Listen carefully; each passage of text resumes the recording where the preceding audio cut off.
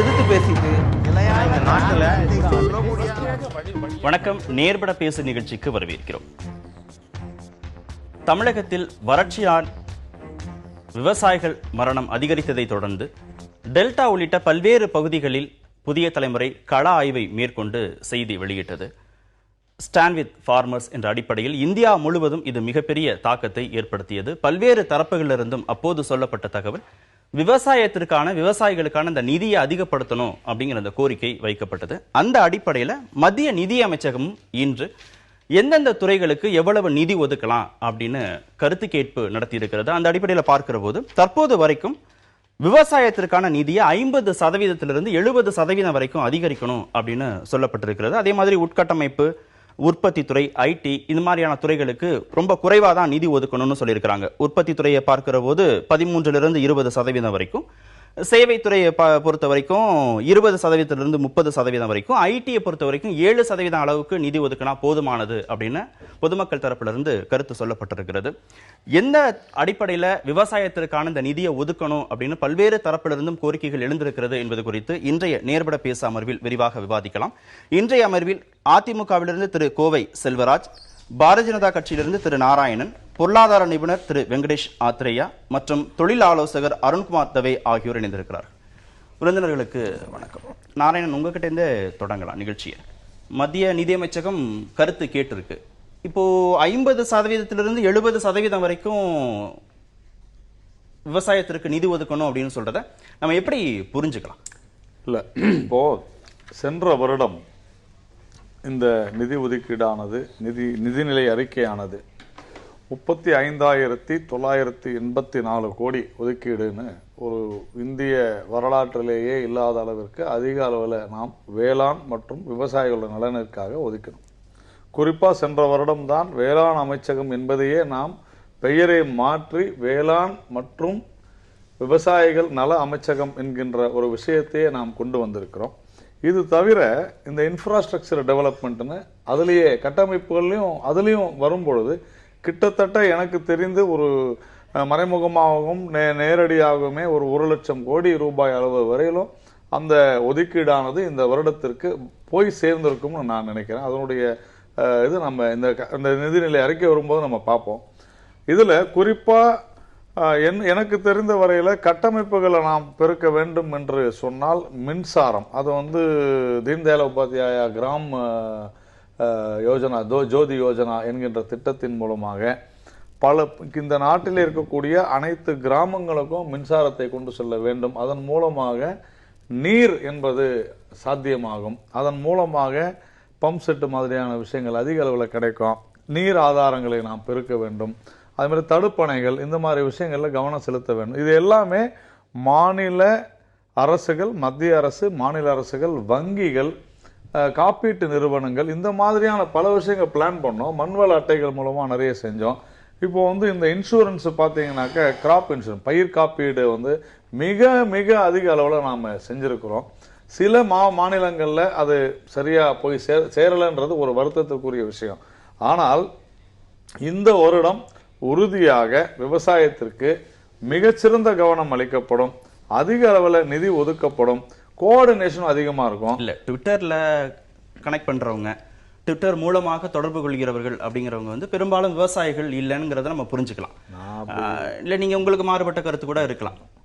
அப்படி பார்க்கிற போது விவசாயத்தை அரசு தொடர்ச்சியாக புறக்கணிக்கிறதோ அப்படிங்கிற அடிப்படையில இத்தனை சதவீத மக்கள், 50% மக்கள் விவசாயத்திற்கான நிதியை ஒதுக்கணும்னு சொல்றதை எப்படி புரிஞ்சுக்கிறதுன்னு கேட்க. இல்ல, புரிஞ்சவங்க கண்டிப்பா, இப்ப நானும் கூட அரசு புறக்கணிக்குதுன்னு சொல்லி அதிகப்படுத்தணும்னு சொல்றாங்களான்னு புறக்கணிக்கிறதா அவங்க சொல்லதான் நினைக்கிறேன். அதிகரிக்கணும்னு சொல்லும் போது அதை புறக்கணிச்சுதான் நான் எடுத்துக்கல. ஏனென்று சொன்னால், நான் ஏற்கனவே சொன்னது போல சென்ற வருடம் அதிக அளவு நாம் கொடுத்திருந்தோம்.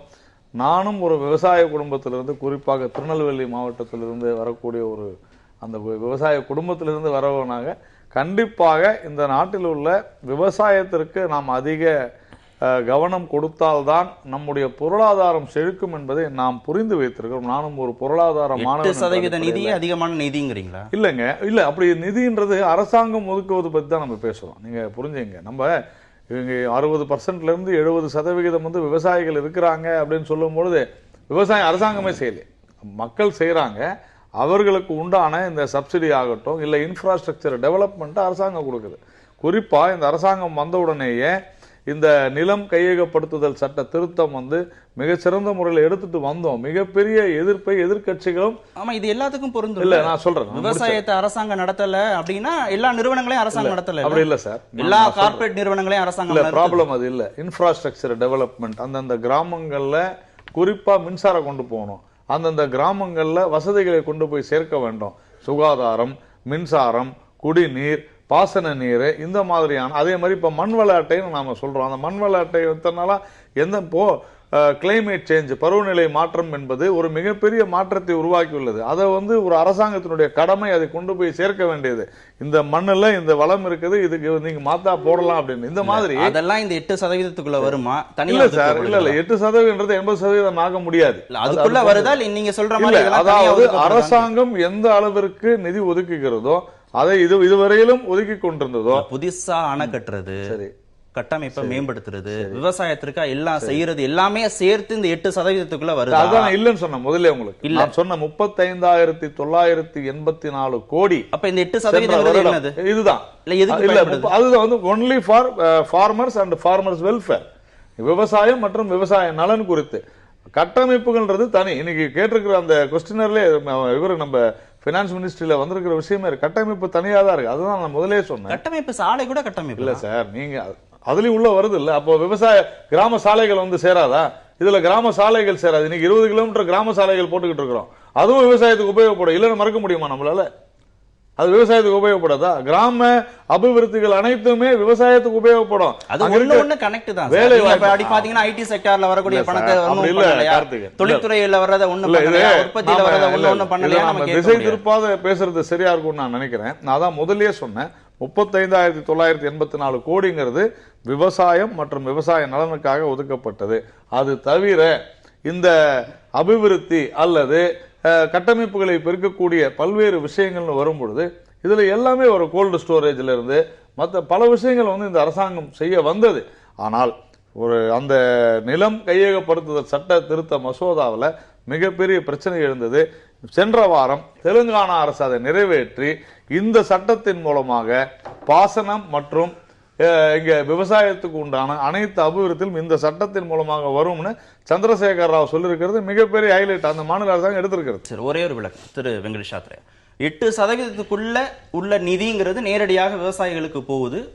மித்தம் இருக்கிற அந்த இன்ஃப்ராஸ்ட்ரக்சர் டெவலப்மெண்ட்டுக்குள்ள விவசாயிகளுக்கும் சேர்த்து தான் பண்றோம் அப்படின்னு தான் புரிஞ்சுக்கணும் அந்த நிதி ஒதுக்கீடை. முதல்ல ஒரு தகவலை நம்ம ஷேர் பண்ண வேண்டியிருக்கு. போன வருஷம் 38,000 கோடி ரூபாய், அவர் 35,954 பட்ஜெட்ல இருந்து 30,500 கோடி ரூபாய் அறிவிச்சார் அமைச்சர். ஆனால் என்ன விவரம் அதில் ரகசியம்னா, அதுக்கு முந்தைய ஆண்டு இன்ட்ரெஸ்ட் சப்வென்ஷன் வங்கிகள் 3% வட்டி இழக்கிறாங்கல்ல விவசாயிகள் பயிர்க்கடனுக்கு, அதை ஈடுகட்டுறதுக்கு அரசாங்கம் 15,000 ரூபா கொடுத்துட்டு இருந்துச்சு. அது வங்கிகள் வேற கணக்கில் வந்துருந்துச்சு. இப்போ அதை விவசாயிகளுக்கு சேர்த்து 38,000 ஆக்கிட்டாங்க. அது எடுத்துட்டீங்கன்னா வரிசையாக உங்களுக்கு சொல்ல முடியும். 2014-15 பட்ஜெட் எஸ்டிமேட் 28,000 கோடி ரூபா, ரிவைஸ் எஸ்டிமேட் 23,350 கோடி ரூபா. 2015-16 பட்ஜெட் எஸ்டிமேட் 21,720 கோடி ரூபா. 16-17 38,000 கோடி ரூபா. அதில் 15,000 கோடி ரூபா இந்த வங்கி கணக்கு சப்வென்ஷன் அடக்கம். அது உண்மையிலேயே விவசாயத்துக்கு விலைவாசி உயர்வை கணக்கில் எடுத்துக்கொண்டால் உண்மை அளவில் மத்திய அரசின் ஒதுக்கீடு அதிகரிக்கவில்லை என்று ஆணித்தரமாக சொல்ல முடியும். அது இந்த பாலகம் மட்டுமல்ல, முந்தைய அரசும் கூட. ஆனா பிரச்சனை அரசு 13 வந்திருக்கு. அரசு ஒதுக்கீடு முந்தைய அரசுகள் 13% ஒதுக்குனாங்கல்ல. அது அதுல 13-8 இந்த கணக்கெல்லாம் ரொம்ப விளக்கமா சொல்ல வேண்டியிருக்கும். பட் கணக்கு விட்டுருக்கு. நீங்க முன்ன பின்ன இருக்கலாம், 5,000-2,000 கோடி இருக்கலாம். விவசாயத்தின் நெருக்கடி என்பது அரசு பட்ஜெட் கொடுக்கின்ற ஒதுக்கீடு மட்டுமல்ல, ஏராளமாக அவங்களுடைய இடுபொருள் மானியங்கள் வெட்டப்படுகிறது, விளைபொருள் விலை சரிந்து கொண்டிருக்கிறது, கொள்முதல் ஏற்பாடு இங்கே இல்லை, வங்கி கடன் கிடைக்க மாட்டேங்கிறது, ஏராளமான தாராளமய கொள்கைகளின் விளைவாக இந்த நாட்டில் கடுமையாக பாதிக்கப்பட்டது வேளாண் துறை. மற்ற துறைகள் கூட அவ்வளவு மோசமாக பாதிக்கப்படலை. ஆக இன்றைக்கு ஒட்டுமொத்த கொள்கைகளில் மாற்றம் இல்லாமல் பட்ஜெட்டில் டிங்கர் பண்ணி இங்கே மாற்ற போகிறதில்லை. ஆனால் இருந்தாலும் நிலைமையை கருதி நீங்கள் சொன்ன மாதிரி கள ஆய்வை கணக்கில் எடுத்துக்கொண்டு மிகப்பெரிய நெருக்கடியை விவசாயிகள் எதிர்கொள்வதனால நிச்சயமாக பன்மடங்கு கூடுதலாக ஒதுக்க முடியும். ஆனால் என்ன பிரச்சனைனா, நீங்கள் எந்த வளங்களை துறைகளுக்கு ஒதுக்குறீங்க அப்படிங்கிறது, எவ்வளோ வளங்களை நீங்கள் திரட்டுறீங்கிறது பொறுத்து இருக்கு. வளங்களை எங்கே திரட்டுறீங்க, எங்கெல்லாம் செலவு பண்ணுறீங்க, அதானே கேள்வி. பட்ஜெட் வந்துச்சுன்னா where do you mobilise resources, where do you spend them. அப்போது எங்கு வளங்களை திரட்டுகின்றீர்கள், அப்போ நீங்கள் வந்து வரி போட்டால் வலிக்கும் அப்படின்னா வளங்களை திரட்ட முடியாது. பொதுத்துறை சொத்துக்கள் விற்று தான் பணம் திரட்டுவோம்னா அது லாயப்படாது, லாங் டேர்மில் அது ஒத்து வராது. அப்போது இன்றைக்கு நாம் மீண்டும் ஃபிஸ்கல் பாலிசியை பற்றி மறுபரிசீலனை செய்யணும். ஆனால் இன்றைக்கு ஒரு வாய்ப்பு இருக்குது. என்ன வாய்ப்பு இருக்குதுன்னு சொன்னால், இந்த பணமதிப்பிழப்பின் விளைவாக ஒரு கடுமையான உடனடியாக குறுகிய காலத்தில் கடுமையான நெருக்கடியை பொருளாதாரம் எதிர்கொள்ளுது. அப்போது பொதுத்துறை முதலீடுகளை மேற்கொள்ள வேண்டும், அதிகரிக்க வேண்டும் என்ற பொதுவான கருத்து உருவாக்கி இருக்குது. டிமாண்டை எப்படியாவது மேம்படுத்தணும், கிராக்கியை மேம்படுத்தணும். அந்த சூழலில் மத்திய அரசு உண்மையிலே கடந்த காலங்களை விட கூடுதலாக ஒதுக்க முடியும், ஒதுக்க வேண்டும் நான் நினைக்கிறேன். ஒதுக்க முடியும், கணிசமாக கூடுதலாக ஒதுக்க முடியும். ஆனால் அதற்கான வளங்களை தேட முடியாத கூட பற்றாக்குறை கொஞ்சம் கூடும், பரவாயில்ல. பொருளாதாரம் பிக்கப் ஆச்சுன்னா பற்றாக்குறை எதிர்கொள்ளலாம். இல்ல கூடுதலா ஒதுக்குறோங்கிறதான மத்திய அரசுடைய வாதம். இல்ல கணிசமாக கூடுதலா ஒதுக்கணும் இல்லையா? நான் தான் கணக்கு சொல்றேன் உங்களுக்கு. சார் சொன்னாங்க இல்லையா 38,000 கோடி, அவர் 35,954 கோடி சொன்னாரு. நான் 38,500 சொல்றேன், கணக்கு நான் வச்சிருக்கிறேன். ஏன்னா கட்டுரை பற்றி எழுதியிருக்கிறேன். அந்த 38,500 என்ன அடக்கம்னா 17,000 கோடி ரூபாய் இன்ட்ரெஸ்ட் சப்வென்ஷன் அடக்கம், வங்கிகளுக்கு கொடுக்கின்ற வட்டி மானியம் அதில் அடக்கம். போன வருஷம் வேற கணக்கில் அது இருந்துச்சு. 16 பேர்கள் இங்கே கொண்டு வந்துட்டாங்க. உண்மை அளவில் விவசாயத்துக்கான ஒதுக்கீடு அதிகரிக்கவில்லை என்பதுதான் யதார்த்தமான உண்மை. திரு செல்வராஜ், இப்ப மத்திய அரசு கிட்ட பொதுமக்களுக்கு என்ன மாதிரியான எதிர்பார்ப்பு இருக்கோ அதே மாதிரியான எதிர்பார்ப்பு தான் மாநில அரசு கிட்டையும் இருக்கும். விவசாயத்திற்கு அதிகமாக நிதி ஒதுக்கணும் அப்படின்னு நீங்க இந்த இதை எப்படி? அதாவது இந்தியா முழுவதும் எல்லா மாநில அரசுகள் தான் விவசாயத்துறையில் முன்னணியாக செயல்படுத்துகிறது. மத்திய அரசு ஒதுக்குகிற நிதியில் அவர் சொன்னதை போல இந்த கடன் தொகையை கழிப்பதற்கும் அவர்களுக்கு மண் வளம் பார்ப்பதற்கும் அந்த விவசாயத்துறையை சார்ந்த செலவுகள் தான் செய்கிறார்களுடைய நேரடியாக விவசாயிகள் பலனடைகின்ற விதத்தில் மத்திய அரசு நேரடியாக பணம் கொடுக்க முடியாது. ஏன்னா மாநில அரசுகள் தான் விவசாயிகளுடைய அவருடைய உதவியை எல்லா விதத்திலையும் உரம் கொடுக்கறதுலேருந்து, உரமே மத்திய அரசு கொடுத்தாலும் கூட மாநில அரசு மூலியமாக தான் கொடுக்குறாங்க. அந்த உரம் கொடுக்கின்ற பொழுது அந்த உரத்தினுடைய விலையை குறைச்சி கொடுக்கலாம். அவங்களுக்கு விதை நல்ல விதையாக கிடைக்கிறதுக்காக மாநில அரசுக்கு விவசாயத்துறைக்கு இன்னும் அதிகமாக நிதியை மத்திய அரசு ஒதுக்குமே. ஆனால் மாநில அரசும் சேர்ந்து ஒதுக்குகின்ற பொழுது விவசாயிகளுடைய பிரச்சனையில் 80% பிரச்சனை தீர்க்க முடியும். அவர்களுடைய விலைவாசிகளை கட்டுப்படியாக ஒரு உற்பத்தி செய்கிற பொருள், ஒரு கார் செய்யறாங்கன்னா அவங்க ரேட் பிக்ஸ் பண்ணிக்கிறாங்க. எந்த தொழில் பண்ணாலும் விலையை பிக்ஸ் பண்ணி லாபத்தை வச்சு விற்கிறாங்க. வருவாயில அதிகமான பெரும்பகுதியை யார் எடுத்துக்கிறது? மாநில அரசு எடுத்துக்குதா, மத்திய அரசு எடுத்துக்குதா? எதுக்கு? விவசாயம் மூலமாக வரக்கூடிய வருமானம். விவசாயம் மூலம் வருமானமே இல்லையே, செலவு தானே. விவசாயத்துல வருமானம் எங்க இருக்கு? வருமானம் இல்லையே. கவர்மெண்ட்டுக்கு அவங்களுக்கு தேவையான நிதியை கொடுக்கிறோம். மத்திய அரசு கொடுக்கிற நிதியை மாநில அரசு மூலியமா விவசாயிகளுக்கு நேரடியாக சேர்றதுக்கு இந்த முறை ஒதுக்குனாங்கன்னா இன்னும் நல்லா இருக்கும். அவங்களுடைய இடர்பாடுகள் களைய முடியும். அதை செய்யறாங்களா மத்திய அரசு? இதுவரைக்கும் அந்த மாதிரி மாநில அரசுக்கு செய்யல. இதுவரைக்கும் மாநில அரசுக்கு மத்திய அரசு நேரடியாக விவசாயிகளுக்கு என்று உதவி கொடுக்கவில்லை. இவர்கள் செய்வது இந்தியா முழுவதும் இருக்கிற விவசாயத்துறை மத்திய அரசு கட்டுப்பாட்டில் இருக்கிற அலுவலகங்களுக்கும் இந்த கடன்களை தள்ளுபடி அது இதுதான் கொடுக்கிறாங்களே, நேரடியாக விவசாயிகள் உபயோகப்படுத்துற அளவுக்கு அவர்களுக்கு உதவி இல்லை. 100 நாள் வேலைவாய்ப்பு திட்டத்திலிருந்து 100 நாள் விவசாயமே கிடையாது. நான் முடிச்சிடறேன். நீங்க கிராம மேம்பாடுன்னு வந்தாலே அது விவசாயம் சார்ந்ததுன்னு தான் நான் சொல்றேன். மறுபடியும் யூரியால இருந்து எல்லா சப்சிடியும், இன்னைக்கு இன்சூரன்ஸ்ல இருந்து, இன்னைக்கு உதாரணத்துக்கு தமிழ்நாட்டில் 2015 2016க்கான தொகை 192 கோடி ரூபாயை மத்திய அரசு ஒதுக்கியாச்சு. ஆனா இன்ன வரைக்கும் மாநில அரசு கொடுக்கல. இப்ப அவர் என்ன சொல்றாரு, இது குறை சொல்ல வேண்டிய அவசியம் இல்லை. இங்க நாம இன்னைக்கு எந்த ஒரு மாநிலமாக இருந்தாலும் அது விவசாயத்தை முழு மூச்சாக எடுத்துக்கொண்டு அதற்கு உதவி புரிவதன் மூலம் மட்டும்தான் விவசாயத்தை மேம்படுத்தும். அவர் சொன்ன ஒரு விஷயம் correct. Agriculture is a state subject. அப்போ அதனுடைய திட்டம் போட்டு அதற்கான கட்டமைப்புகளை பெருக்க வேண்டியது என்ன சொல்றாங்கன்னா, இழப்பீடுன்னு வருகிற போது மத்திய அரசும் சேர்ந்து அதிக நிதியை கொடுக்கிற போது விவசாயிகளுக்கு கூடுதலாக நான் வழங்க முடியும். குறிப்பிட்டிருக்கிறாரு. எம்என் ரேகால சொல்ல வேண்டியது என்னன்னா, ஊரக வேலை உறுதி சட்டத்தை பொறுத்தவரையில் அதுக்கான ஒதுக்கீடுகளை பொறுத்தவரையில் ஒரு செய்தி இங்க பகிர்ந்து கொள்ளணும். 2009-10 அதுக்கான ஒதுக்கீடு 40,000 கோடி ரூபாய். இன்றைய விலைவாசியில் அது 70,000 கோடி ரூபாய் கிட்ட இருக்கும். ஆனால் தொடர்ந்து ஒரு 4 ஆண்டுகளாக ஒதுக்கப்பட்டு வருவது என்று பார்த்தீங்கன்னா, யூபிஏ 2009-10 ஃபிகர் எங்கிட்ட இருக்கு. நான் லுக்கிங் அட் பட்ஜெட் டேட்டா. நான் வேற எதுவும் பேசல, ஃப்ரம் பட்ஜெட் டேட்டா தான் பேசுறேன். யூபிஏனுடைய கடைசி காலத்திலையும் சரி, பிறகு புதிய அரசு ஆட்சிக்கு வந்த பிறகும் சரி, ஊரக வேலை திட்டத்துக்கான ஒதுக்கீடு என்பது 35,000 கோடி ரூபாய், 37,000 கோடி ரூபாய், 38,000 கோடி ரூபாய் என்று இருந்திருக்கிறது. சென்ற ஆண்டு 43,000 ஆச்சு. எப்படி ஆச்சுன்னா, பட்ஜெட்ல ஒதுக்கினது 35,000 தான். ஆனால் அரியர்ஸ் இருந்தது, கொடுக்கப்படாத வேஜஸ்லாம் இருந்தது. அதெல்லாம் சேர்ந்து 43,000 ரூபாய் செலவாயிருக்குது. இந்த வருஷம் ஜூலை 16 வரைக்கும் ஒரு 20,000 கோடி ரூபாய் செலவு பண்ணிருக்காங்க. ஆகவே இது மிக குறைவான தொகை. ஊரக வேலை இல்ல இந்த அரசாங்க சொல்றது ரைட். ஊரக வேலை திட்டத்துக்கு கூடுதலாக ஒதுக்க வேண்டும், கணிசமாக கூடுதலாக ஒதுக்க வேண்டும். விவசாய நெருக்கடி விவசாய தொழிலும் சம்பந்தப்பட்டது. கிராமப்புற வேலை சொன்னதுல ஒரு தப்பு. எல்லாத்தையுமே நான் திரும்ப வரேன் திரு தவே. இவ்வளவு சதவீதம் 50% 70% மக்கள் வந்து விவசாயத்திற்கு அதிகமாக நிதி ஒதுக்கணும் அப்படின்னு சொல்றது விழிப்புணர்வு வந்திருக்கு அதிகமா அப்படின்னு எடுத்துக்கிறதா, இல்ல அரசு தொடர்ச்சியாக நிதி ஒதுக்குது அப்படிங்கறதை மக்கள் உற்று நோக்குறாங்க அப்படின்னு புரிஞ்சுக்கிறதா? 1959 கார்த்திக் ஃபோர்ட் ஃபவுண்டேஷன்ன்றது நம்மளுக்கு ஒரு ரிப்போர்ட் கொடுத்தாங்க இந்தியாவுக்கு. நீங்க வந்து ரொம்ப முக்கியமான ஒரு ஃபேமின் மீட் பண்ண போறீங்க, உங்களுக்கு வருஷத்துக்கு 8 கோடி பேர் சேர்ந்துட்டு இருக்காங்க பர்த் ரேட்டு, ஆனா கிராப் ரேட் 3 கோடி பேருக்கு தான் நம்ம சேர்க்கிறோம், அதனால ஃபேமைன் வரும். அதே மாதிரி 1966 50 வருஷம் முன்னாடி பெரிய ஃபேமைன் வந்து ஒரு நாளைக்கு 20,000 டன் அமெரிக்கா கிட்ட தான் அரிசியும் கோதுமையும் நம்ம வாங்கணும். 5 நிமிஷத்துக்கு ஒரு தடவை கப்பல் வரும். அப்போ லால் பகதூர் சாஸ்திரி பிரைம் மினிஸ்டர் இருந்தவர் கூட டின்னர்லெஸ் டே, மீல்லெஸ் அப்படின்னு சொல்லிலாம் சாக்ரிஃபைஸ்லாம் பண்ற மாதிரிலாம் ஒரு சிச்சுவேஷன் வந்து. அப்ப எவ்வளவு சதவீத நிதி ஒதுக்கப்பட்டது? அந்த சதவீத நிதி தான் ரொம்ப ரொம்ப அந்த டைம்ல இருந்து கம்மி. அக்ரிகல்ச்சருக்கு எல்லா கவர்மெண்ட்ஸுமே இரஸ்பெக்ட், ஏன்னா நம்ம எடுத்துக்கிட்ட சிஸ்டம் பார்த்தீங்கன்னா ஒரு சோசியலிசம் இதுவும் இல்லாம அதுவும் இல்லாம கேபிட்டலிசமா போயிருந்தா கூட அமெரிக்காலையும் இன்னைக்கு அக்ரிகல்ச்சர் இருக்கு, அங்கேயும் அக்ரிகல்ச்சர் இல்லாம இல்லை, அங்கேயும் விவசாயிகள் இருக்காங்க. தியோடர் ஜோசப்ன்றவர் வந்து ஒரு நோபல் லாரேட், ஷுல்ஸ்ன்றவர் ஏழ்மையும் விவசாயம் சேர்ந்து தான் போகுதுன்னு எல்லா உலகத்தில் இருக்கிற எல்லா நாட்டிலையும் சேர்த்து சொல்லியிருக்காரு சம்பவம். அண்ட் யூஎஸ்லயும் பாப்புலேஷன் வந்து அக்ரிகல்ச்சர்ல இருக்காங்க, ஆனா 2% தான். இங்க நம்ம வந்து இந்தியாவில் மட்டும் இப்போ நான் ஒரு தொழில் பண்றேன், நீங்க தொழிலாளர்களும் பண்றீங்க, தொழில் பண்றேனாக்க ரிஸ்க்ன்றது ஒன்று உண்டு இல்லையா? எனக்கு ஃபினான்ஷியல் ரிஸ்க் உண்டு, மார்க்கெட் ரிஸ்க் உண்டு, கேபிட்டல் ரிஸ்க் உண்டு, லேபர் ரிஸ்க் உண்டு, எல்லாமே ஃபேக்டர் ரிஸ்க் எல்லாமே உண்டு. விவசாயத்திலையும் ரிஸ்க் இருக்கு. இதை நாம என்னைக்கு தொழிலா பார்க்குறோமோ இத அக்ரிகல்ச்சரை, அப்பதான் அக்ரிகல்ச்சருக்கு ஒரு டெவலப், இந்த அவேர்னஸ் தான் இப்ப வந்திருக்கு. அக்ரிகல்ச்சர் இது வரைக்கும் நம்ம ஒரு தொழிலாவே பார்க்கல. ஆனா விவசாயிகளை தயாரா இருக்கணும். இல்ல எல்லாத்தையும் அரசியல் நம்ம சொல்லிட்டு கூடாது. ஒரு நிமிஷம் ஆத்திரையா, இப்போ நீங்க நம்ம எல்லாருமே எமோஷனலா சொல்றோம் அக்ரிகல்ச்சர் விவசாயி அது இதுன்னு கவிதை எழுதுறாங்க எல்லாம். ஆனா இது ஏன் ஒரு இண்டஸ்ட்ரியா பார்க்க மாட்டேங்கிறோம்? அரசு எல்லாத்தையும் எதிர்கொள்ள தயாரா இருக்கு. எல்லாமே அரசு சொல்ல வேண்டாம். இல்ல அரசு இல்ல, அலோகேஷன் விடுங்க, அலோகேஷன் விடுங்க. இப்போ சினிமா வந்து உங்களுக்கு இண்டஸ்ட்ரி, அதுக்கு லோன் கிடைக்கும், அக்ரிகல்ச்சர் கிடையாது.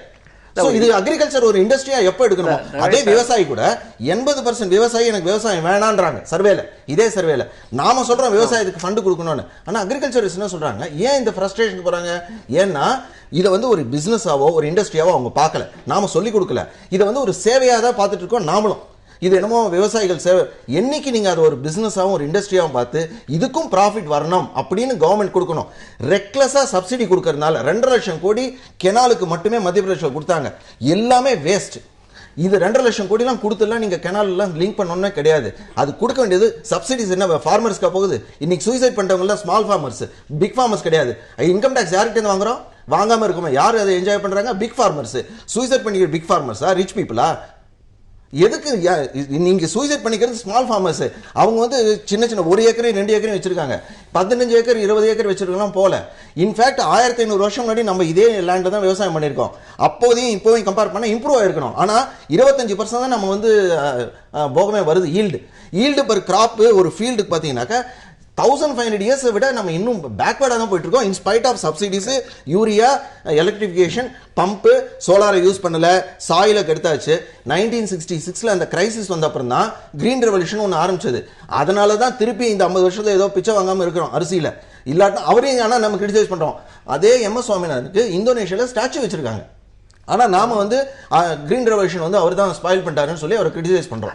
But that is not the way. Green revolution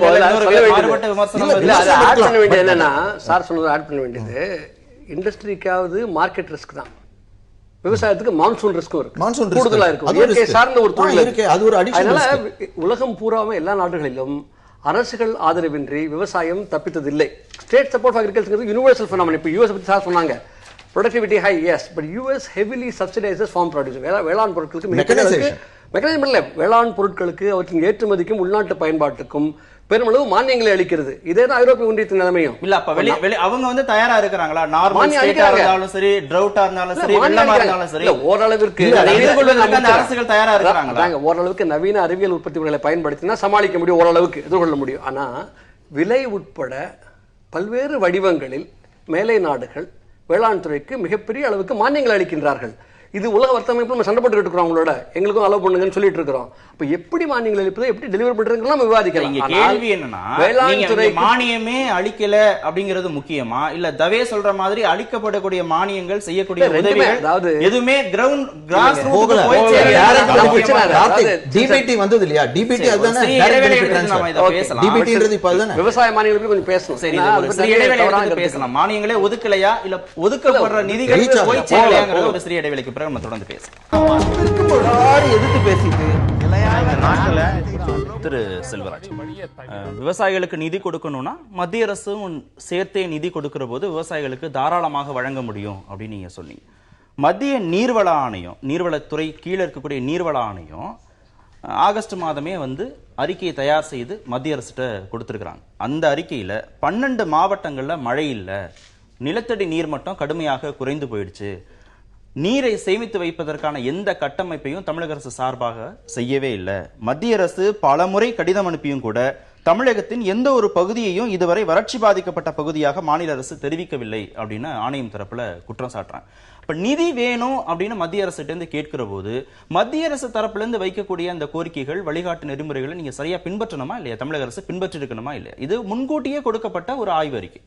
இந்த வறட்சின்னு வருகிற போது முன்கூட்டியே கொடுக்கப்பட்ட ஆய்வறிக்கை இது. இது நீர்வளத்துறையுடைய ஒரு துறை தான் சொல்லுது ஒழிய மத்திய அரசு தமிழக அரசு நிதி கேட்கல சொல்லலன்னு சொல்லல. உங்களுக்கு அது நம்ம இயற்கையா என்ன வித்தியாசம் நீங்க நினைக்கிறீங்க? நீர்வள ஆணையம் நீர்வளத்துறை சார்ந்து ஒரு அறிக்கையை கொடுக்கறாங்க, கேள்வி கேட்கறாங்க. அதை மத்திய அரசு வேறையாகவும் நீங்க துறை வேறையாகவும் பிரிச்சா பாக்குறீங்க. நிதி வேண்டாம்னு யாருமே சொல்ல, நிதி வேணும்னு தான் கேட்டிருக்கோம். முறையாக மழை பெய்யும்னு சொல்லி வடகிழக்கு பருவமழை, தென்மேற்கு பருவமழை, அதுல நீங்க அந்த கோரிக்கையை அந்த இதை நீங்க சரியா புரிஞ்சுக்கலன்னு நினைக்கிறேன். அவங்க என்ன சொல்றாங்க, வறட்சி பாதிக்கப்பட்ட பகுதியாக மாநில அரசு தெரிவிக்கவில்லைன்னு சொல்றாங்க.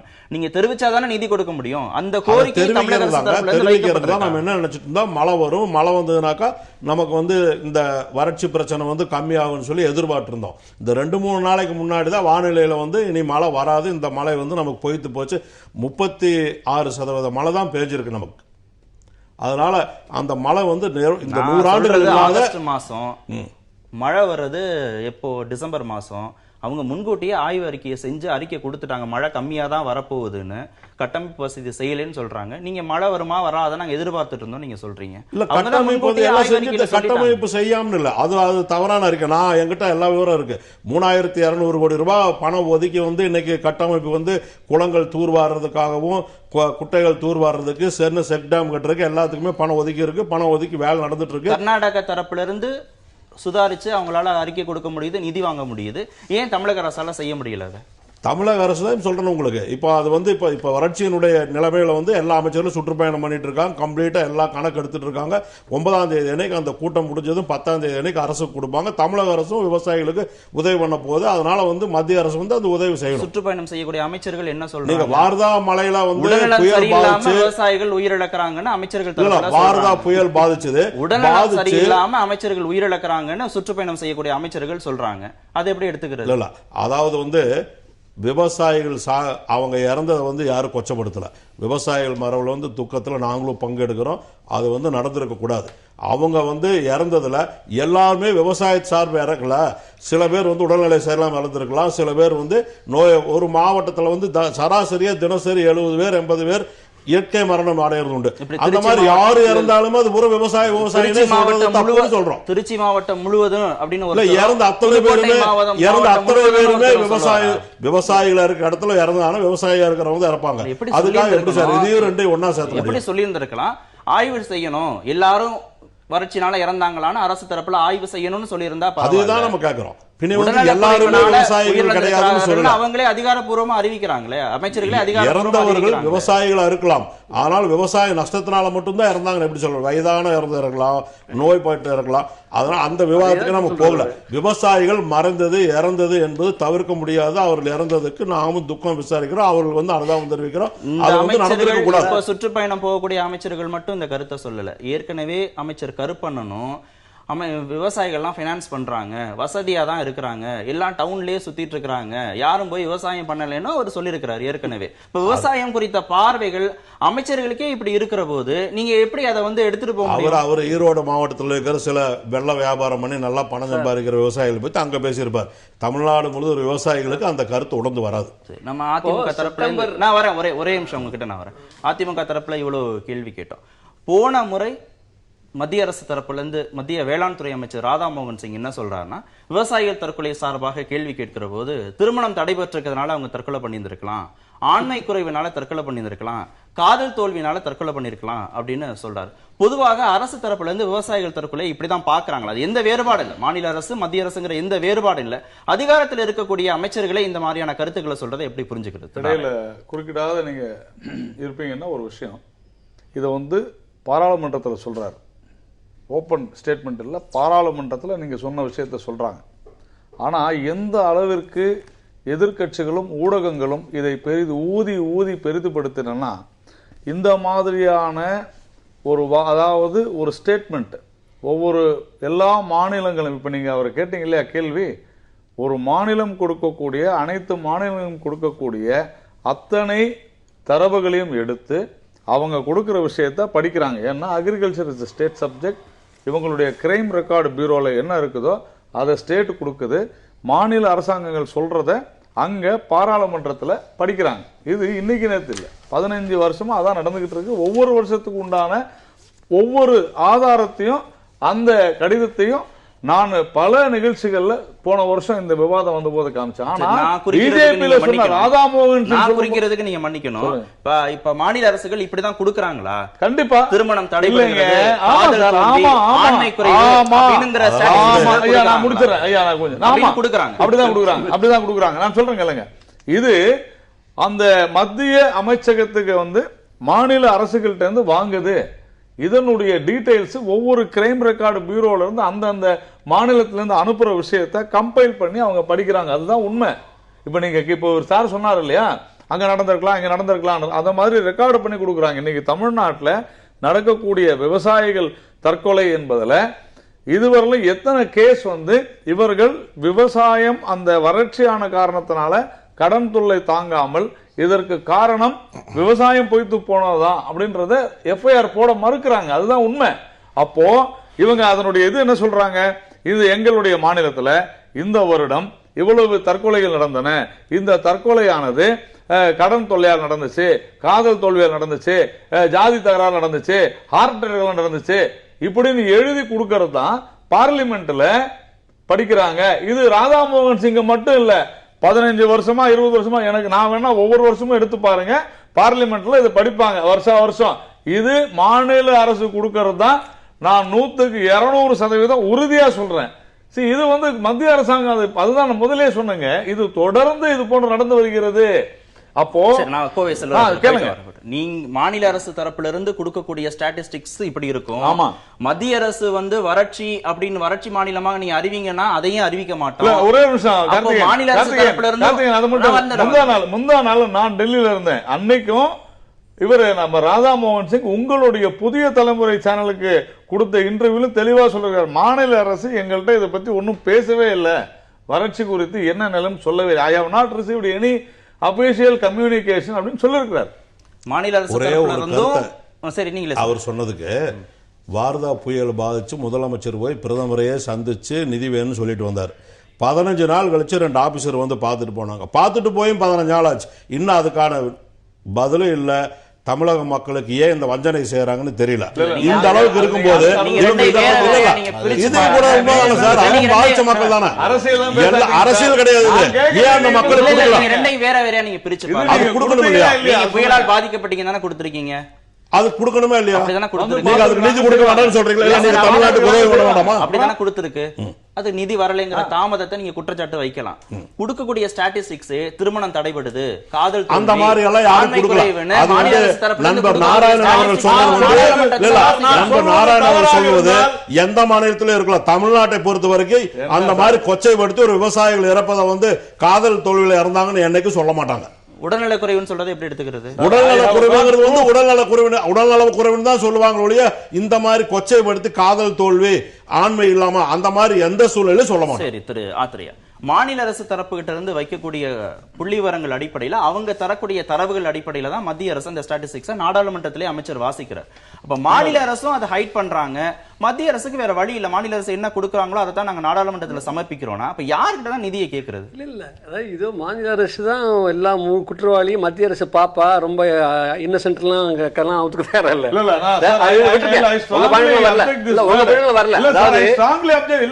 நீங்க அங்கதான் வரீங்க.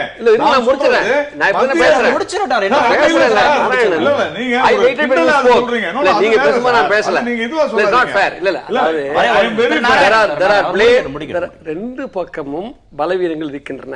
வேளாண் துறை சம்பந்தமான கொள்கைகள் இரு தரப்பிலும் என்னன்னு சொன்னா, தமிழகத்தை பத்தி நீங்க சரியாவே கேட்டீங்க.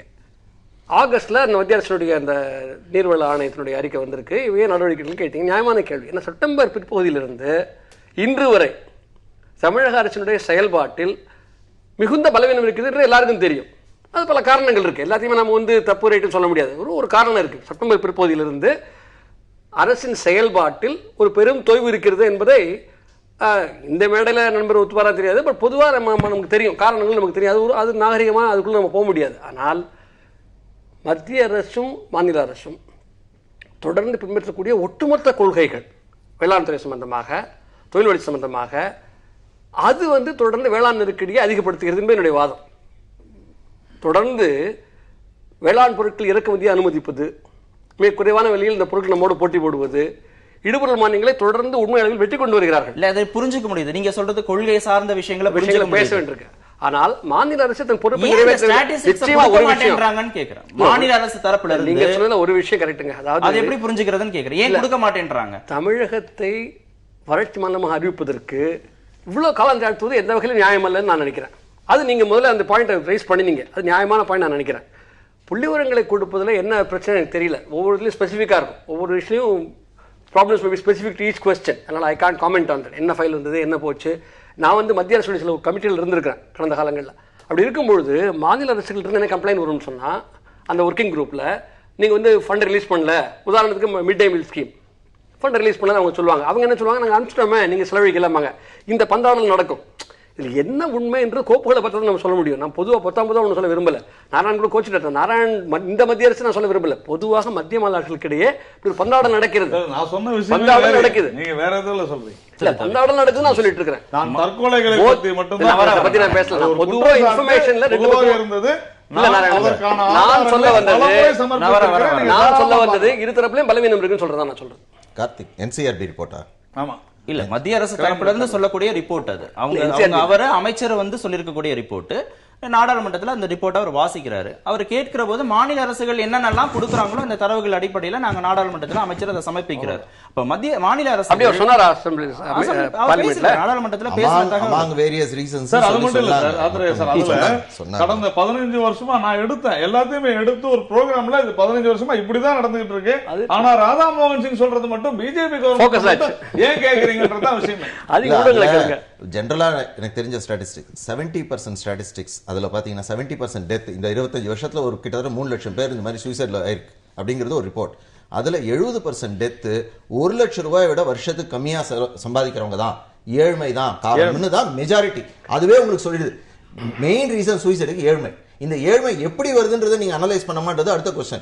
ஆக மொத்தம் 1 லட்சம் ரூபாய் கூட சம்பாதிக்க முடியாதவங்க தான் 70% சூசைட் பண்ணிக்கிறாங்க. இதுல 40% ஹவுஸ் ஒய்ஃப்ஸ், லேடிஸ். இத தவிர பேலன்ஸ் வந்து ட்ரங்கர்ட்ஸ், டெய்லி வேஜ் ஏர்னர்ஸ். தற்கொலையில 47% அளவுக்கு விவசாயிகள். அந்த அளவுக்கு புள்ளிவிவரம். அந்த விவசாயிகள் யாருன்னு பாத்தீங்கன்னா, அந்த அக்ரிகல்ச்சர்ஸ் யாருன்னு பாத்தீங்கன்னா, ஆக்சுவலா அக்ரிகல்ச்சர் சொல்ல முடியாது. 1 லேக் விட கம்மியா earn பண்ற லேபரர்ஸ் தான், ஃபீல்டுல ஒர்க் பண்றாங்க இல்லையா, அந்த லேபரர்ஸ் தான் அவங்க சொல்றாங்க மெயினா போனவங்கன்னு பார்த்தாங்க. ஸோ இவங்க மேஜரா உங்களுக்கு மகாராஷ்டிரால தான் ஹையஸ்ட் நம்பர். ஈவன் குஜராத்ல கூட அந்த சூசைட்ஸ் இருக்கு, ஆந்திரால இருக்கு, தெலுங்கானால இருக்கு, தமிழ்நாட்டிலயும் இருக்கு. ரீசன்ஸ் பாத்தீங்கன்னா ஒவ்வொரு ஸ்டேட்லயும் வித்தியாசப்படுது. கடன் அங்க வந்து இந்த பிடி இதெல்லாம் வந்தது இல்லையா, அந்த சீட்ஸ் எல்லாம் வந்தது இல்லையா, அந்த டைம்ல ட்ராப் ஆயிடுறாங்க. எது உங்க நிலத்துல விளையுமோ அதை நீங்க பண்ணணும். இப்ப அரிசினாக்க நம்ம ஃபுட் பேட்டர்னே மாத்திட்டோம். இந்த 60-50 வருஷத்துல என்ன பண்ணிட்டோம், தாலுக்கு நிறைய போயிட்டோம், ரைஸை விட்டுட்டு. பஞ்சாப் தான் நம்ம கோதுமைன்னு சொல்லிட்டு இருந்தோம். இன்னைக்கு சொல்ல முடியுதா பஞ்சாப் நீங்க கோதுமைன்னு? ஆட்டோமொபைல் போயிடுச்சு. சோ ஃபுட் பேட்டர்னே நம்ம இந்தியாவோட கம்ப்ளீட்டா இந்த 40 வருஷம் சேஞ்ச் ஆனதுக்கு ஏற்ற மாதிரி அக்ரிகல்ச்சர் மாறல. ஏன் மாறலன்றதான் क्वेश्चन. இப்ப தால் வந்து பல்சஸ் சைடுல போயாச்சு. இந்தியா ரைஸ்ல இருந்து நம்ம பல்சஸ் போயிட்டோம். பல்சஸ்னா சீரியல்ஸ். இந்த தால் மேக்ஸிமம் யாரு முடிவு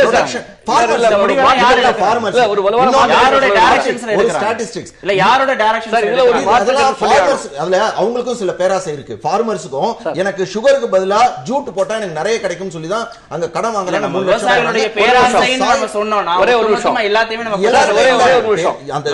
தற்கொலை நம்ம கொச்சப்படுத்த அந்த மாதிரி சொல்லல. வாங்குறவங்க சொல்றாங்க கடன், அது உண்மை. பணப்பயிர் சாகுபடியில் கடன் வாங்கி அதை திருப்ப முடியாமல் இருந்திருப்பதெல்லாம் பாயிண்ட் என்னன்னு சொன்னா, அது என்ன இயல்பான நிகழ்வா? 91க்கு பிறகு வேளாண் துறைக்கான நிறுவன கடன்கள் குறைந்திருக்கின்றன. தொடர்ந்து விவசாயம், நான் என்னுடைய கலாய்வாய் சொல்றேன். 79-80 ஒரு கலாய்வு செய்தேன். அதே ஊருக்கு 2004-5 போனேன். 79 திருச்சி மாவட்டம், டெல்டா மாவட்டம். 79 எல்லாருக்கும் நிறுவன கடன் கிடைச்சது. 2004-5 என்னுடைய 250 சாம்பிள்ல ஒருவருக்கு கூட நிறுவன கடன் மட்டும் வச்சு சமாளிக்க முடியல. எல்லாரும் வெளியே கடன் வாங்குறாங்க, வட்டி கடன் வாங்குறாங்க. நிறுவன கடன் குறைவு என்பது 90களில் 2000-ல் மிகப்பெரிய பிரச்சனையாக வந்திருக்கிறது. இப்ப கூட நீங்க பாத்தீங்கன்னா நம்முடைய இப்போ 2017 முடிவெல்லாம் விவசாயிகள் எடுக்கிறாங்களா, அரசாங்கம்? 2003, 2012-13 இந்த 2 ஆண்டுகளே வந்து விவசாயிகள் நிலைமையை பற்றி SIS, இந்த ஃபார்மர்ஸ் கண்டிஷன்ஸை பற்றி, survey of conditions of farmers, NSS பண்ணியிருக்காங்க ஆய்வுகள். விரிவாக களத்தில் இருக்க எல்லாரும் நாங்கள் ஆய்வாளர்கள்லாம் பயன்படுத்திட்டு இருக்கிறோம். NCRB டேட்டாவை நாங்கள் பார்த்துருக்கிறோம். பேராசிரியர் நாகராஜ் MIDS ஒரு கட்டுரை இருக்கிற ஃபார்மர் சூசைடை பற்றி. அதில் எந்த ஒரு சூசைடுக்கும் ஒரு இமீடியட் சைக்கலாஜிக்கல் காசு இருக்க வாய்ப்பு இருக்குது. அதை பற்றி நான் பேசலை. ஆனால் பொதுவாக வேளாண் நெருக்கடி என்பது, கடன் வசதியின்மை என்பது, ஒரு முதலீடு செய்து கிணறுல தண்ணி வரல என்பதெல்லாம் விவசாயிகளுக்கு பெரிய பிரச்சனையாக இருந்திருக்கு. நீங்கள் வந்து இது விவசாயிகள் கிரீடியாக இருக்காங்கன்னு மட்டும் சொல்லிட முடியாது. உண்மையிலேயே யதார்த்தமாக விவசாயம் பண்ணுவதில் இந்த நாட்டினுடைய அரசின் கொள்கைகள் வேளாண் துறையை மிக கடுமையான நெருக்கடி, வடநாடு உட்பட வேளாண் துறையின் செயல்பாட்டை கடுமையான நெருக்கடிக்கு உள்ளாக்கி இருக்கிறது. அந்த கொள்கைகள் மாற்றியே ஆக வேண்டும் என்பதை நான் இடைவேளைக்கு பிறகு நம்ம தொடர்ந்து பேசலாம். சரி, இடைவேளை எடுத்துட்டு தொடர்ந்து பேசலாம். இடைவேளைக்கு பிறகு நேர்பட பேசலாம். திரு நாராயண், 2014ஆம் ஆண்டு தேர்தலை சந்திக்கும் போது விவசாய விளைபொருட்களுக்கு குறைந்தபட்ச ஆதரவு விலை நிர்ணயம் அப்படின்னு சொல்லப்பட்டது. பிஜேபி தரப்புல இருந்து தேர்தல் அறிக்கையிலையும் அது இருக்கு. ஆனா 2016-17 பட்ஜெட் வரைக்கும் அது வந்து நிறைவேற்றப்படவே இல்லை. அதே சமயத்துல கார்ப்பரேட்டுக்காக கொடுக்கப்பட்ட மானியத்தை விட்டு கொடுக்கப்பட்ட வருமானம் அப்படின்னு சொல்றாங்க. இது எப்படி புரிஞ்சுக்கிறது? விவசாயிகளுடைய நலனுக்காக மத்திய அரசு என்னெல்லாம் செய்ய போகுது? இல்ல, விவசாயிகளுடைய நலனுக்காக தான் முதல்ல உங்களுக்கு சொன்னேன். விவசாயிகளுடைய நலனுக்காக மத்திய அரசு பல்வேறு திட்டங்களை அறிவித்திருக்கிறது, நிதி ஒதுக்கீடுகளை செய்திருக்கிறது. குறிப்பா சொல்லணும்னா இந்த 100 நாள் வேலைவாய்ப்பு திட்டத்தில் நான் சொன்னது டைரக்ட் பெனிஃபிட் டிரான்ஸ்ஃபர் மூலமாக நேரடியாக மக்களுக்கு அத்தனை பணமும் சென்று சேருகிறதா இல்லையான்றது தான் கொஸ்டின். தமிழ்நாட்டில் கூட நேரடியாக போகுது. இதனால் வரைக்கும் அந்த 100 நாள் வேலைவாய்ப்பு திட்டத்தில் 150 ரூபாய் 50 ரூபாய் தான் போகுது. ஒரு புரிதலுக்காக கேட்கிறேன். விவசாயிகளுடைய தற்கொலை அப்படிங்கறத மாநில அரசுகள் கொடுக்கக்கூடிய ஸ்டாட்டிஸ்டிக்ஸ் அடிப்படையில தான் மத்திய அரசு வெளியிடுகிறதா? மத்திய அரசு கிட்ட தனியா எந்த சிஸ்டமும் கிடையாது. உண்மையிலே கிடையாது. இல்லன்றதான உண்மை. இப்ப இல்ல, எப்பவுமே கிடையாது. ஏன்னா அக்ரிகல்ச்சர், இப்ப சார் முதல்ல சொல்லும் போது நம்ம துவங்கினது போல, அக்ரிகல்ச்சர் இஸ் ஸ்டேட் சப்ஜெக்ட். மத்திய அரசு திட்டங்களை போடும். இதுல ஒரே ஒரு விஷயம், நம்ம இந்த 12th 5-year பிளான்ல கூட டிஸ்ட்ரிக்ட் லெவல்ல ப்ராஜெக்ட்ஸை பிளான் பண்றதுக்காக ஒதுக்கப்பட்ட தொகையில வந்து 36.52 கோடி அந்த ப்ராஜெக்ட்ஸை திட்டங்களை துவக்குவதற்காக ஒதுக்கப்பட்ட தொகையை கூட மாநில அரசு அந்த பிளானிங்காக யூஸ் பண்ணாத விட்டுருக்காங்க. இப்படி தொடர்ந்து சிஏஜியினுடைய தமிழக விவசாயம் குறித்த பல அறிக்கைகள்ல விவசாயத்தினுடைய தொலைநோக்கு பார்வையோடு உங்களோட திட்டங்களை செயல்படுத்தல அப்படின்னு நான் சொல்லல, சிஏஜி சொல்லிருக்குது. தொடர்ந்து நீங்க சொன்ன அந்த நீர்ப்பாசனத்திலிருந்து, அதே போல இந்த தூர்வாறுதல் விஷயத்திலிருந்து அத்தனையுமே இந்த தமிழக அரசு, அது எந்த கட்சியாக இருந்தாலும் மத்திய அரசு நிதிகளை உபயோகிக்காமலே பல முறை நான் கேட்டதுக்கு வந்துருங்க. நான் கேட்டது நிகழ்ச்சி நிறைவு செய்யலாம். 20 நிமிடங்கள் இல்ல. இது வந்து 2014ஆம் ஆண்டு நீங்க கொடுத்த வாக்குறுதி ஏன் 2016-17 வரைக்கும் பட்ஜெட்ல நிறைவேற்றப்படவில்லை? கரும்பு இன்க்ரீஸ் பண்ணிருக்கிறோம் இல்லன்னு உங்களால மறுக்க முடியுமா?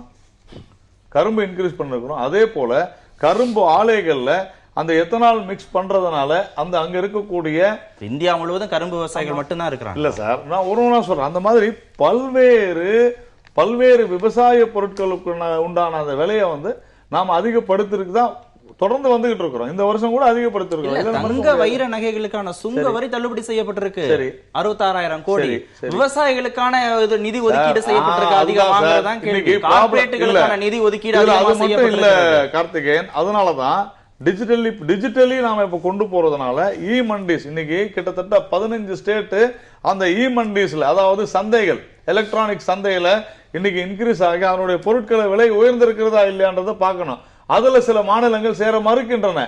இன்னைக்கு எத்தனையோ லட்சம் கோடி டன்கள் இந்த விவசாய பொருட்கள் வந்து இந்த இ மண்டிஸ் மூலமாக ஒரு 10 ஸ்டேட்டுக்குள்ள உடனுக்குடனே விற்று கொண்டிருக்கிறது. இந்த ஸ்கீம் நேம்னு அதுக்கு பேரு, தேசிய வேளாண் சந்தை, நேஷனல் அக்ரிகல்ச்சர் மார்க்கெட். நாம வெற்றிகரமா செஞ்சுக்கிட்டு இருக்கிறோம். ஆனால் மற்ற சில மாநிலங்கள் இந்த அக்ரிகல்ச்சர் எங்களுடைய இதுல நீங்க தலையிடாதீங்க, நாங்க பாத்துக்கிறோம் சொல்றதுனால வர பிரச்சனை தான் இது எல்லாமே. சோ நாம இந்த இஷ்யூ இதை கொண்டு போகும்போது states have to cooperate with the central. அது செய்யாதனாலதான் ப்ராப்ளம். ஏன் அந்த ஒத்துழைப்பை வந்து மத்திய அரசுக்கு மாநில அரசுகள் கொடுக்கறது இல்ல?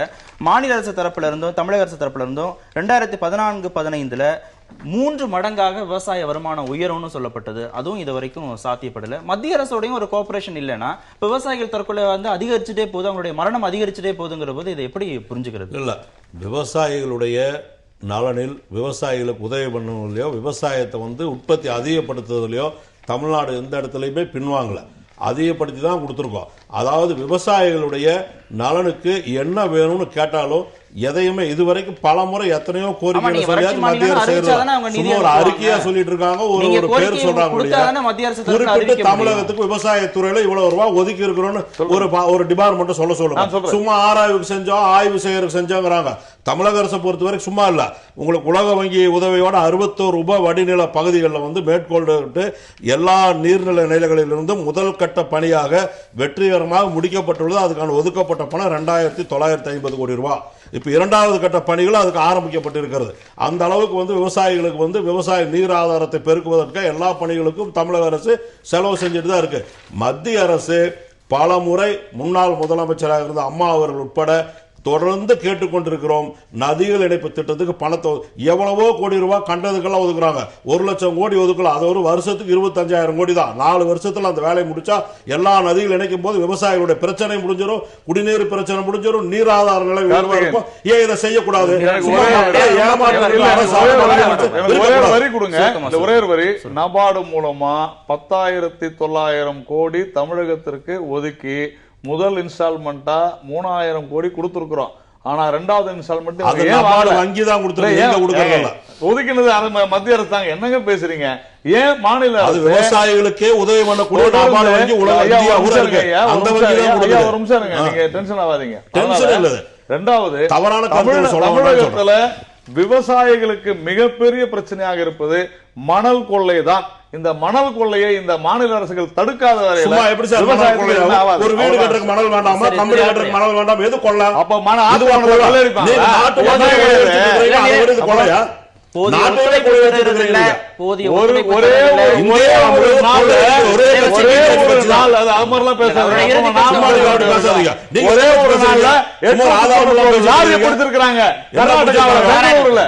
தமிழக ரெஜிஸ்ட்ரேஷன் முக்கியமான சப்ஜெக்ட் பேசிட்டு இருக்கோம், நேரம் விரயமாகுது. திராத்திரையா மாநில அரசு தரப்புல இருந்து மத்திய அரசுக்கு போதிய ஒத்துழைப்பு தர்றதில்ல விவசாயம் சார்ந்த திட்டங்களை நிறைவேற்றுவதற்கு அப்படிங்கிற குற்றத்தை தான் அவங்க திரும்ப திரும்ப வைக்கிறாங்க. அது என் பொண்ணுங்கிட்ட சொல்லுவாங்க, இந்த சண்டைக்கு நான் விளையாட்டு நான் வரலப்பான்னு சொல்லுவாங்க. அது மாதிரி நான் நீங்கள் ஒரு முக்கியமான பாயிண்ட் எழுப்பினீங்க, அதை பேசுவோம். என்னன்னு சொன்னீங்க, நான் என்ன எழுப்பினீங்க, வரி கொள்கை எப்படி இருக்குன்னு கேட்டீங்க. ஏங்க நீங்கள் வந்து கார்பரேட் வரிகளை குறைக்கிறீங்க, சலுகை அளிக்கிறீங்க, விவசாயத்துக்கு ஏன் கூடுதலான நீங்கள் வந்து சலுகை அளிக்கக்கூடாதுங்க மாதிரி நீங்கள் கேட்டீங்க, நியாயமாக கேட்டீங்க. நான் சில விவரங்கள் வச்சுருக்கிறேன். நீங்கள் இந்த மத்திய மாநில சண்டைக்குள்ள நான் போகல, ஏன்னா விவரங்கள் நம்மகிட்ட இருக்கணும், அப்போ தான் பேச முடியும். ரெண்டு பக்கமே பிரச்சனைகள் இருக்குது. நான் சொல்ல விரும்புகிறது, போன ஆண்டு 2015-16 பட்ஜெட்டில் பட்ஜெட் எஸ்டிமேட் கொடுத்தாரு. கார்ப்பரேட் இன்கம் டேக்ஸ் எவ்வளோ வரும், பர்சனல் இன்கம் டேக்ஸ் எவ்வளோ வரும், எக்ஸைஸ் டியூட்டி எவ்வளோ வரும் கணக்கு கொடுத்தாரு. ரிவைஸ்ட் பட்ஜெட்டை போன வருஷம் கொடுத்தாரு, 15 ரிவைஸ்ட் எஸ்டிமேட்ஸை கொடுத்தாரு. என்ன பார்த்தோம் நாங்கள், நேர்முக வரியில் கார்ப்பரேட் இன்கம் டேக்ஸில் 18,000 கோடி ரூபா ஷார்ட் ஃபால், குறைபாடு. பர்சனல் இன்கம் டேக்ஸில் 28,000 கோடி ரூபா குறைபாடு. ஆனால் மறைமுக வரியில், குறிப்பாக கலால் வரியில் 55,000 கோடி ரூபாய் கூடுதல் வசூல். எப்படி விவசாயிகள் எப்படி பாதிக்கிறீங்க கேட்குறீங்களா? பூரா பன்னாட்டு சந்தையில் கச்சா எண்ணெய் விலைகள் குறைந்தும் கூட எந்த நிவாரணமும் விவசாயிகளுக்கு கிடைக்கல. அதனுடைய பலன்களை போய் சேரல, நுகர்வோருக்கு போய் சேரல. அப்போ ஒரு 55,000 கோடி ரூபாய் கூடுதல் கலால் வரி பெறப்பட்டது. மறுபுறம் 46,000 கோடி ரூபாய் நேர்முக வரிகள் குறைந்தது. மொத்தம் ஜனங்கள்ட்ட 1 லட்சம் கோடி ரூபாய் கார்பரேட்ஸுக்கு போச்சு. இது விதிவிலக்குகள் இல்லாமலேயே. அது தவிர நீங்க குறிப்பிட்டது பல்வேறு விலக்குகள் அளிப்பதனால ஆண்டுக்கு ஒரு 5.25 லட்சம் கோடி ரூபாய் போகுதுன்னு சொல்றாங்க. சுருக்கமா கார்ப்பரேட்டுகளுக்கு கொடுக்கக்கூடிய அந்த முக்கியத்துவத்தை விவசாயத்துக்கு மத்திய மாநில அரசுகள் இரு தரப்புலையுமே கொடுக்கல அப்படிங்கறதான் குற்றச்சாட்டு. இங்க அக்ரிகல்ச்சர்ஸோட ரோலும் வருது. 1947ல நமக்கு 30 கோடி பேர் தான் இருந்தாங்க. இன்னைக்கு 130 கோடி. அந்த அளவுக்கு லேண்ட் இருக்கா? இல்ல. ஸோ நம்மளுடைய மெக்கனைசேஷன்லயும் இஷ்யூஸ் இருக்கு, அக்ரிகல்ச்சர் சைட்லயும் இஷ்யூஸ் இருக்கு. அண்ட் இந்த சொட்டு நீர் பாசனம், இப்போ சைனா, பிரேசில் இல்லாமல் நம்மள மாதிரியே தான் பாப்புலேட்டட். அங்க வாட்டர் லெவலே பார்த்தீங்கன்னா 60% தான் யூஸ் பண்றாங்க. ஆனா நம்ம தண்ணியை ரொம்ப வேஸ்ட் பண்றோம். அந்த அளவுக்கு கரெக்டா இரிகேஷன் சிஸ்டம் இன்னும் எஜுகேட் பண்ணணும்ன்றது ஒண்ணு. அண்ட் கவர்மெண்டோட சப்சிடிஸ் எப்பவுமே இந்த 60 வருஷத்துல பார்த்திருக்கோம், எந்த விதத்துமே அக்ரிகல்ச்சர் டைரக்டா ரீச்சே ஆகல. இது அந்த சப்சிடிஸ் எராட்டிக்கா யாருக்கோ போகுது. எம்எஸ்பி இன்க்ரீஸ் பண்றோம், கொள்முதல் விலையை. அதனால என்ன ஆகுதுன்னா லோக்கல் மார்க்கெட்லயும் என்ன ஆகுது, பிரைஸ் இன்க்ரீஸ் ஆகுது. விவசாயம் பண்ற விவசாயம் என்ன சொல்றாங்க, எங்களுக்கு சரியான விலை கிடைக்கலன்னு தான் சூசைட் பண்ணிக்கிறாங்க அப்பாவியாக. ஆனா நாம இன்னைக்கு யூஸ் பண்ற கன்சியூமர்ஸ் நாமளும் என்ன சொல்றோம், விலை ஜாஸ்தியா இருக்குன்னு சொல்றோம். அப்படின்னா இங்க ரேட்டு நிறைய மிடில்மேன். ஏன் டைரக்ட் பெனிஃபிட் ட்ரான்ஸ்ஃபர் மாதிரி ஒரு நல்ல ஸ்கீம்ல டைரக்டா ஒரு ஆளுக்கு பணம் நேரா போகுதுன்னா அதை நம்ம எஜுகேட் பண்ணலாம், என்கரேஜ் பண்ணலாம். இந்த சூசைட்ஸ்ல நடக்க காரணம் என்னன்னா இந்த ஒரு டிரான்ஸ்பரன்சி இல்ல. அங்க பிளாக் மணியை பத்தி நம்ம சொல்லும்போது சிட்டியை வச்சுமே சொல்றோம், ரூரல்ல தான் பிளாக் மணி நிறைய. அங்க நார்த்ல எல்லாம் போனீங்கன்னா என்ன பண்ணுவாங்க, ஜமீன்தார்ஸ்லாம் அந்த எல்லாத்தையுமே கொள்முதல் அவங்க பண்ணுவாங்க, பண்ணிக்கிட்டு ஸ்டோரேஜ்ல வச்சுக்கிட்டு ஃபார்வர்ட் ட்ரேடிங் பண்றாங்க ஆன்லைன்ல. உங்களுக்கு அதுல மணி ஜென்ரேட் ஆகுது, மூட்டையை வச்சுக்கிட்டு. இவன் என்ன பண்ணா, வேற வழி கிடையாம அவங்க கிட்ட கொடுத்துறாங்க. அந்த மாதிரி தான் அங்கெல்லாம் ஜென்ரேட் ஆகுது. ஸோ ஒரு பெரிய ஆளுக்கிட்ட தான் இந்த சப்சிடிஸ் போகுது, இன்கம் டேக்ஸ் இல்ல, எல்லாமே அவங்கள டார்கெட் பண்ணுதே தவிர ஸ்மால் ஃபார்மர்ஸையும் குறு ஃபார்மர்ஸ்க்கும் டார்கெட் பண்ணி ஸ்கீம்ஸ் எதுவுமே இல்ல. அவங்களோட வெல்ஃபேர் தொடர்ச்சியாக நடந்துட்டே இருக்கு, அவங்களோட தான் நடக்குது. ஸோ நீங்க இந்த டிபிடி மாதிரியோ அந்த மாதிரி ஸ்கீம்ஸ் அவங்களுக்கு தான் ரீச் ஆகணும். அண்ட் அவங்களை நம்ம எஜுகேட் பண்ணோம். தண்ணியை ரொம்ப வேஸ்ட் பண்றோம், லேண்டை நிறைய வேஸ்ட் பண்றோம். அவங்களே நிறைய பேர் வேணா விவசாயம்ன்றாங்க. இன்னைக்கு வச்சிருக்கிறவங்க கூட எனக்கு வேற வழி இல்லை, ஏதோ நம்ம விற்கிறது வேணாம், ஒரு கௌரவம் நம்ம ஆன்சர் முன்னோர்கள் பண்ணிருக்காங்கன்றதால நிறைய பேர் எப்போ விவசாயம் தொழிலா மாறி அதுலயும் லாபம் சம்பாதிக்கிற மாதிரி அவங்களுக்கு வருதோ, அது எல்லாமே மத்திய மாநில அரசுகள் கையில தான் திரும்பவும் இருக்கு. அது அவங்க தான் இனிஷியேட் எடுத்து செய்ய வேண்டியதா இருக்கிறது. விவசாயிகளுக்கான விழிப்புணர்வை ஏற்படுத்துறதும் அவங்க கையில தான் இருக்கு. ஸ்டேட்டோட ரோல் டிரான்ஸ்பரன்சி அதிகப்படுத்துறது அப்படிங்கறதும் அவங்களுடைய கையில தான் இருக்கு. இம்ப்ளிமெண்ட் பண்ண வேண்டியது ஸ்டேட் தான் சார். இதுக்கு நேரம் ஆயிட்டதனால நம்ம நிகழ்ச்சியை நிறைவு செய்றோம். மொத்த கொள்கைகள் மாற வேண்டியிருக்கு. நிகழ்ச்சியில் பங்கேற்ற அத்தனை விருந்தினர்களுக்கும் மிக்க நன்றி. மீண்டும் சந்திப்போம். நன்றி, வணக்கம். எதிர்த்து பேசிட்டு